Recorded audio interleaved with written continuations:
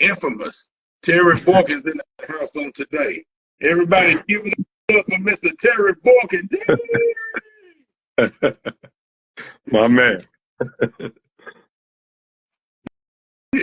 All right, man. So I hear a lot of stuff about playmakers going on out there in the world. Yeah. You want to tell us, introduce yourself to some people that don't know you. Many people already know who you are, and then we'll go from there. No, man. And name is Terry Boykin, man. I'm the owner of Playmaker Basketball Academy. I am in Clarksville, Tennessee, originally from Detroit, Michigan. I came down to play basketball at Austin Peay, and I thought I would come down here and play my years of basketball and go back to Michigan, but met my wife here, so it was a little change of plans, and I never left. I spent 8 years in corporate America, kind of running from my passion a little bit, thinking that maybe that wasn't a way that I would be able to, really take care of a big family. But stepped out on faith a little bit, and with the support of my wife and my family, and we started Playmaker Basketball Academy. We over about 15 years now, and it's been a blessing to me, been a blessing to my family, and it's a blessing to be able to do every day, what you feel like your gift is and what you've been called to do. What's up, man? That's good news, good stuff to hear. Yeah. I like to see how people move in life and how dreams come true and how they start a vision of business and you put the work in and it grows, man. So let me ask you, the reason I wanted to bring you on because so many people have children, so many people have kids that's involved in extracurricular activities. Right. Which is good for scholarships. And one thing I like to always talk about is that work-life balance for the adults. Right. And anything where they have kids and kids been involved in extracurricular activities, it shows that it keeps a lot of kids out of trouble. It keeps the statistics also show that females are less able to get pregnant at younger ages. I didn't know that. Stay out of detention centers a whole lot more. So sports and all types of extracurricular activities keep them involved. With that going on, how often, I don't know if you keep that data. And one of the biggest things that a lot of people talk about that they have issues is trying to get kids into school with the money that it costs and all that type of stuff. So with the extracurricular activities, do you follow how many people get offered scholarships on your program as you enhance their skills? Yeah, it's for me, it's bigger than that. I think early on, that was the primary goal. You want to get kids to the next level. Those kids that are serious. We just redid the alumni list. And we're a little over 100 kids right now that have gone on and played at the next level. And that's just a blessing. That's just me just doing my part, man. I play a small role in that. There's other people and other coaches that are involved in that and parents and things like that. So I just make sure I try to play my part in that. But also in that, just with the life lessons that you give kids in basketball training, there's also kids that didn't necessarily go and play basketball, but they use the life lessons that they learned in what we're doing to just go to college and get a degree. And those kids come back and, they talk to us and they'll talk to the kids sometime and tell them how, the life lessons they learned through sports has helped them, later on in their life with being, better students and better now parents and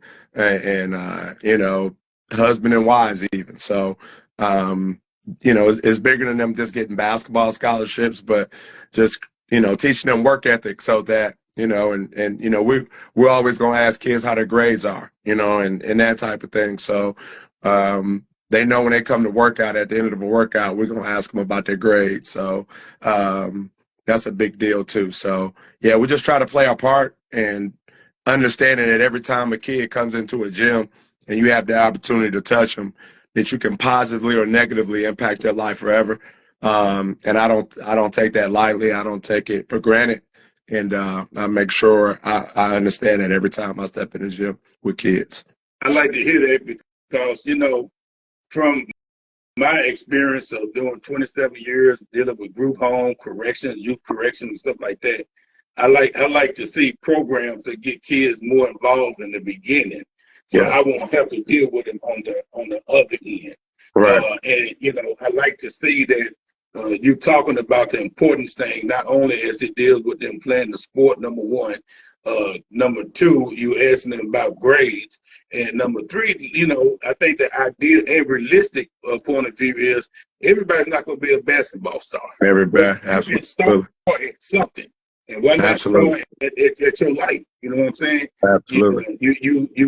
I think the more that our youth hear the same things about life, not only from coach, not only from the parents, not only from a neighbor, sooner or later it's going to register.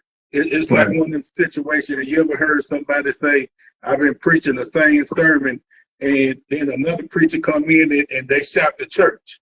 Sometimes it just might hit different. They heard the same message all this time, but maybe now they're able to receive it. And I tell people all the time, don't take stuff personal. It's just sometimes things are delivered different, and it registers to different people. So, there's many ways to go to Nashville, many ways to go to Clarksville, there's many back ways. The goal is, which way do you go to get to your destination? At the end of the day, can you get to your destination? Absolutely. Wonderful. Absolutely. Wonderful thing. Yeah. Let me ask you this. So as you continue to build, and I see, I was looking on your website today and yesterday, I see that you do a lot of camps and different stuff that goes on. How do you go about preparing your programs or after school programs, or what is that you do? The big thing is just identifying a need. So now we're even coming out with things that are more specific to your need, instead of being, so some kid might just need to work on ball handling. We're going to do ball handling camps that specifically talk about that. Just this weekend, they don't know yet, we're going to post a flyer. We're going a program that just specifically comes in and works on shooting. So we want to make sure that we're covering all the bases, and asking kids what they're looking for. We ask kids a lot of times, when they come to workouts, hey, listen, tell me, or have your mom or dad send me a message and let me know what feels uncomfortable on game day, because it doesn't make sense for you to come and us work on something on the weekend, and not address what you're struggling with. So let's especially during this in-season time, let's really work on and address the things that you're struggling with. So I just kind of listen. And then for those kids that have aspirations of playing at the next level, from being a former player, from having, 4 of my kids that played, one of them still playing, and then having friends that are coaches and visiting and having a relationship with coaches, able to go to some of their practices, I can look and see, well, these are the things that they're working on.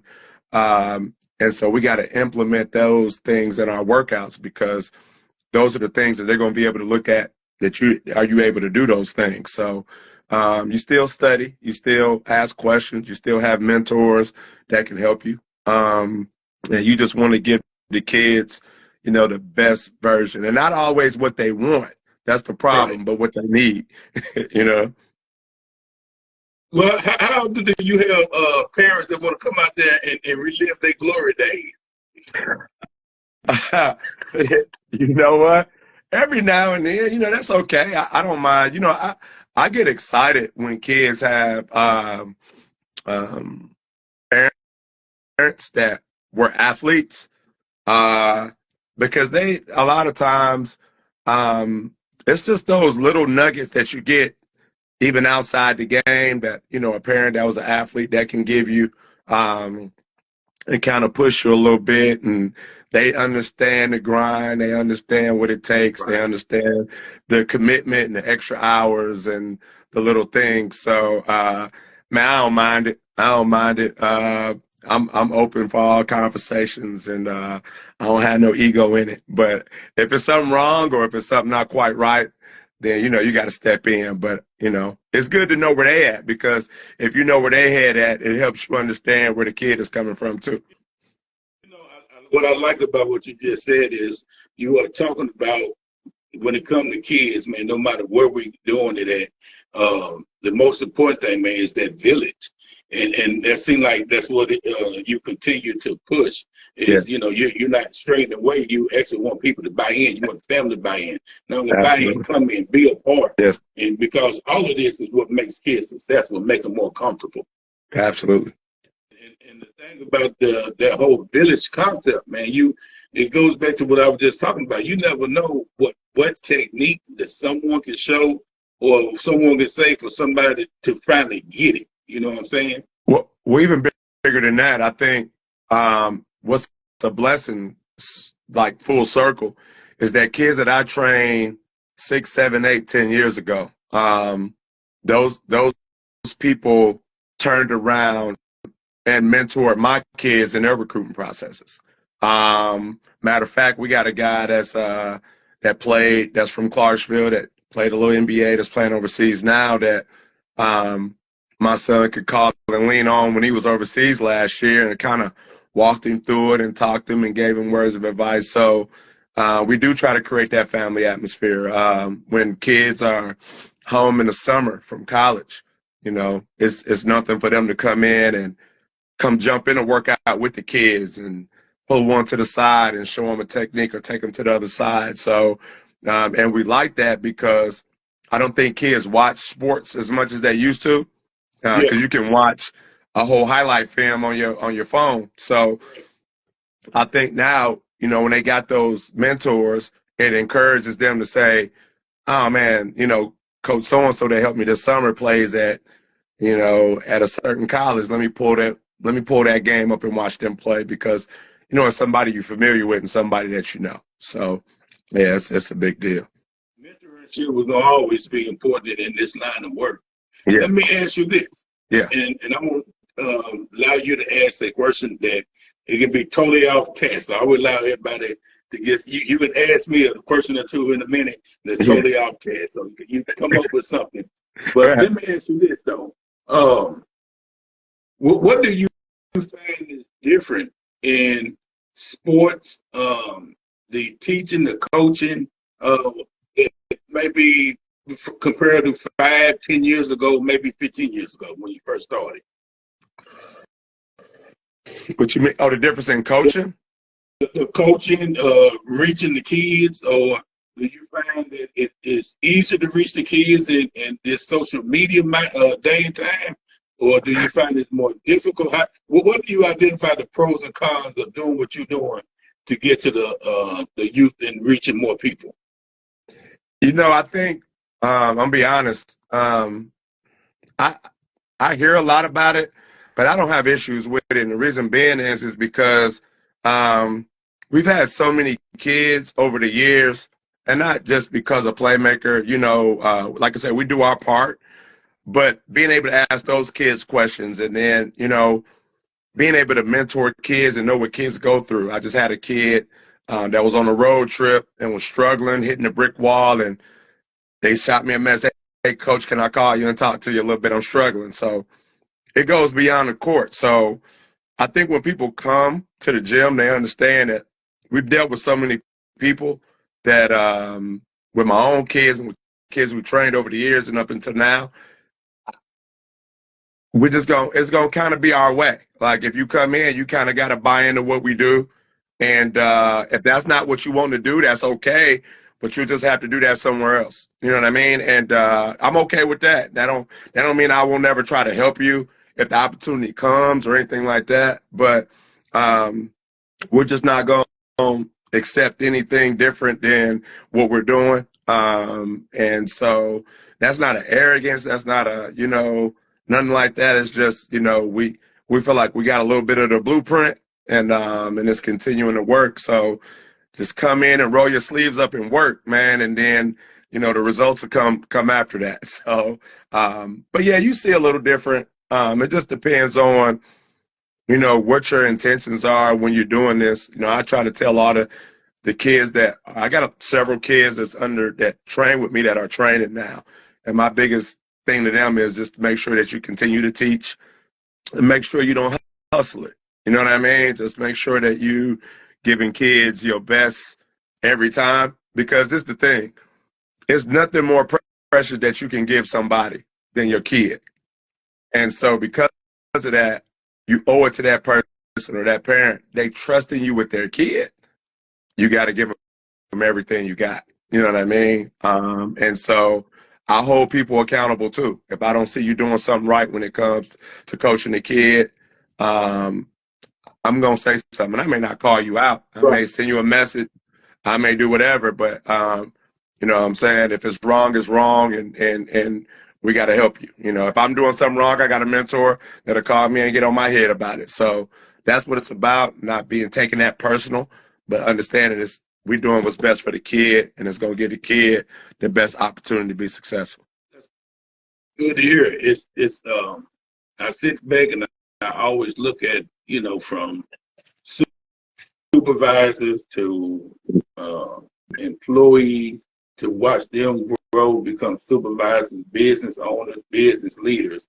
It makes me feel good if I had, you know, a part of it from the coaching and the mentoring. And I'm sitting here listening to you talk about the mentors and the other coaches that have been in your program, and now they're doing their own things right now.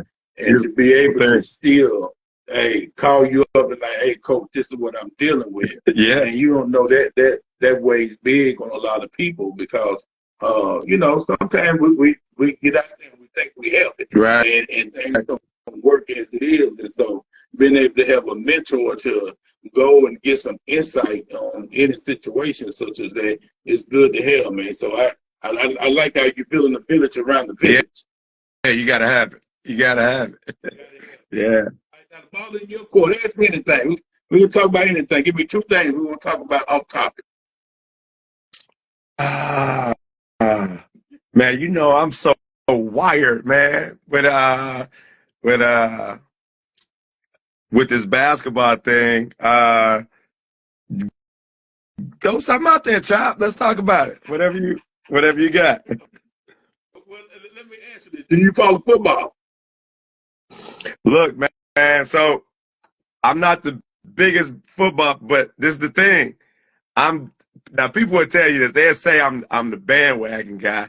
But you know I'm from the D. You know I'm from Detroit. So I don't care if it's the Red Wings, the Tigers, you know what I'm saying, the Pistons, you know how they struggling.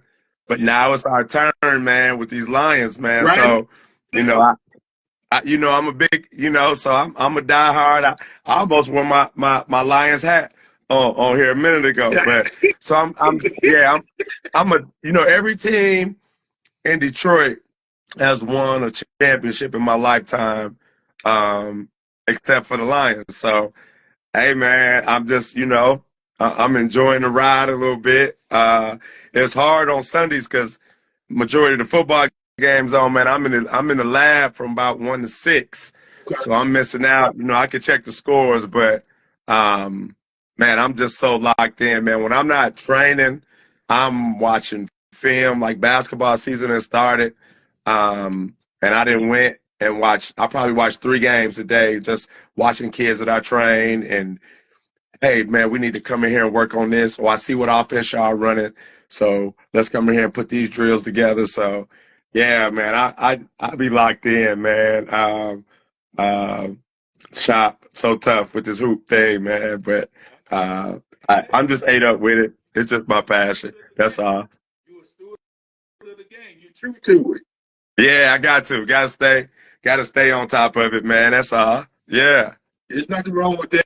You know, I'm I can't say this. I can't say this though. You know, you doctor now. You know what I mean? Like, we doing our thing. Like, it was so good just at homecoming, just to see all of us, you know, that went to college together. You know, even this moment, just full circle moment with people, you know, I know we got principals, we know we got business owners, we got people that's big time in corporate America, and to see everybody doing well, man, you know what I mean, and still staying connected. And I hear so many people tell kids nowadays that you don't have to go to college, and you don't.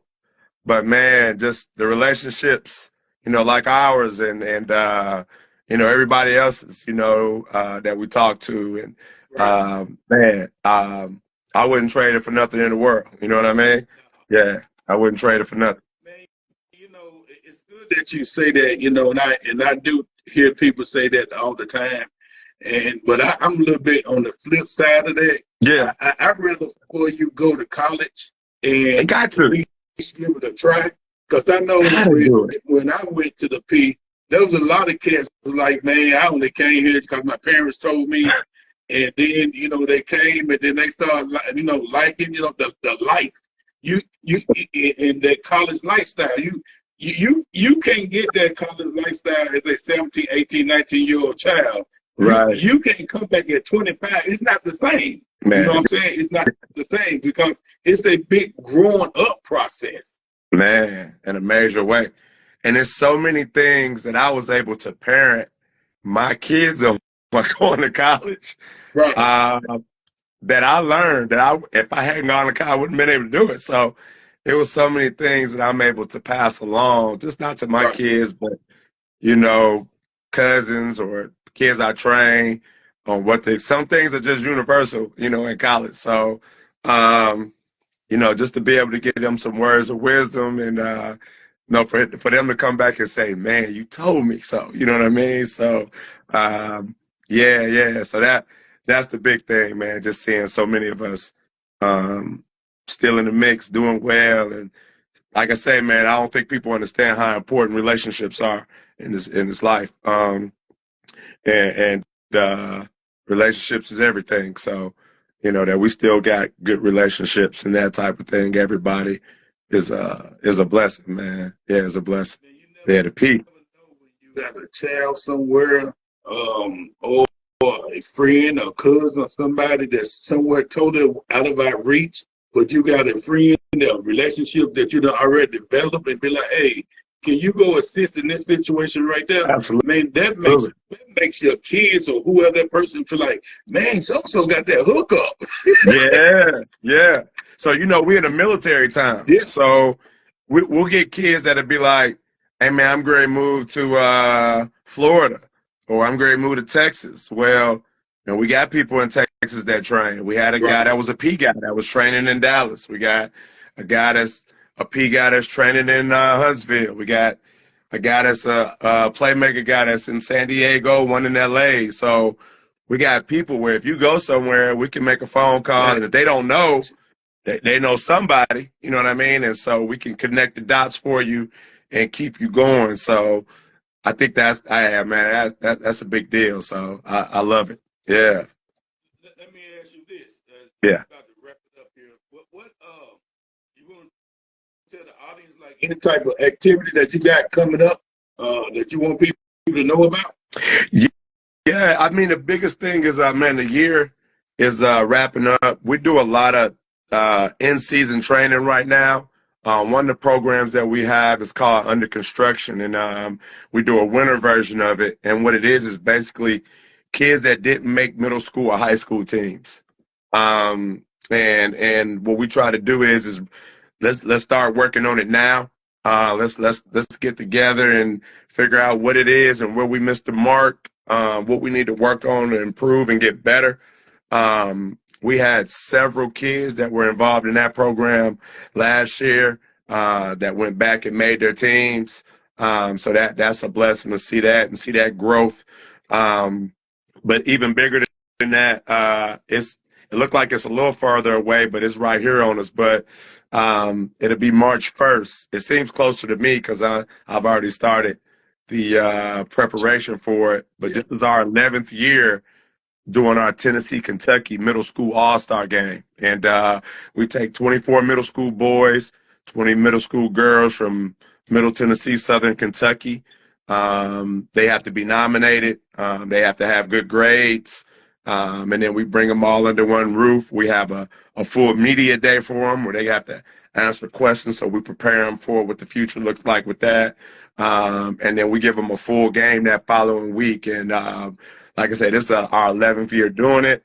And man, we got kids that's currently playing.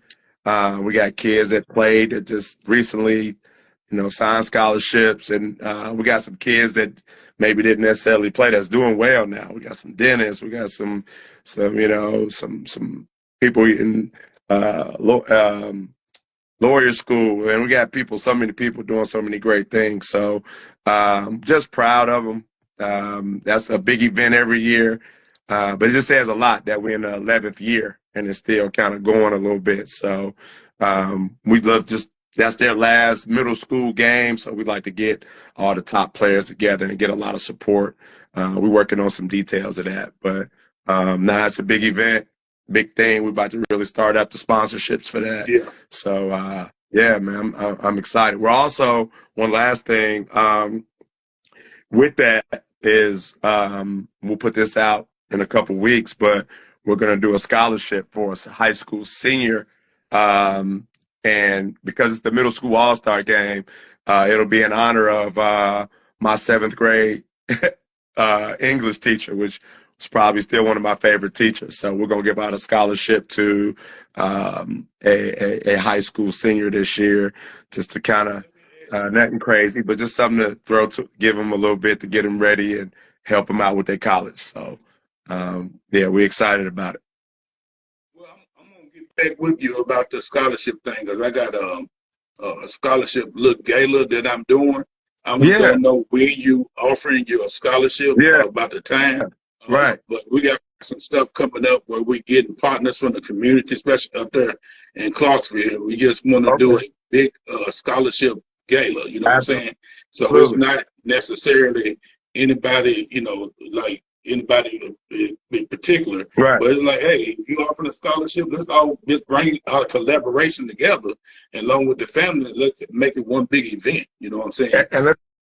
And another reason why we really want to dig into that, we got some other stuff coming up that is that I don't think people understand that when kids go to a lot of the Division I and Division II schools, a lot of times they'll get full scholarships. Sometimes the smaller schools, NAIA, maybe sometimes the JUCOs, sometimes some other schools, the D1, depending on if you're playing football or basketball. Basketball normally give you full rides. Football, I know even at the D1 will give you some partials. But there's sometimes kids are left with a balance, every year, and they're taking out student loans just to cover the difference so they can play a sport.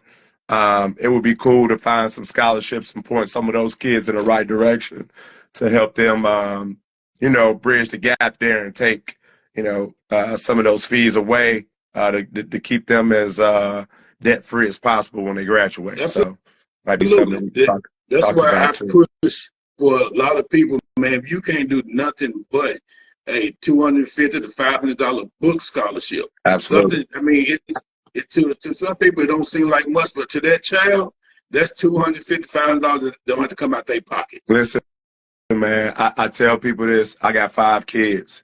We got 4 college graduates, and Nick is a junior.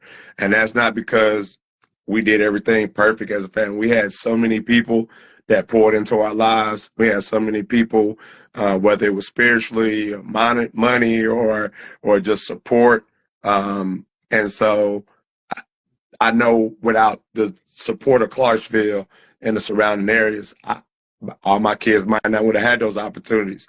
So we're going to find ways to give back and say thank you and show our appreciation, because so many people poured into us, man. So we really want to return the favor and help as many people as we can the same way, because I know what a blessing it was to us not to have those fees for them and let them get their school paid for while they were still kind of, living their dream out, playing the sports. And my oldest son, who was a musician, but we just got to figure out, I want to be able to bless as many families as we can that way. What's up? Hey, the village never stops. Yeah. The village never stops. Absolutely. Well, I always like to end on this note right here. Yeah. Give me thought, a motto, or a vision that you live by, you teach to your group that you want to share with the audience on today?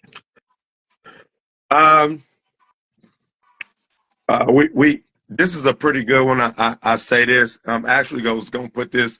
I got some people on some content. Is that there's a lot of people that will tell you what you can and you can't do.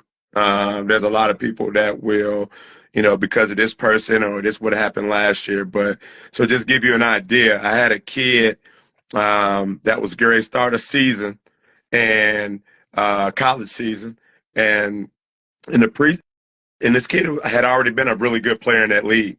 But when the preseason rankings came out, not only was his team was finished seventh in the league, and there wasn't one player on his team that was picked on preseason all conference. Not one player was picked up preseason all conference.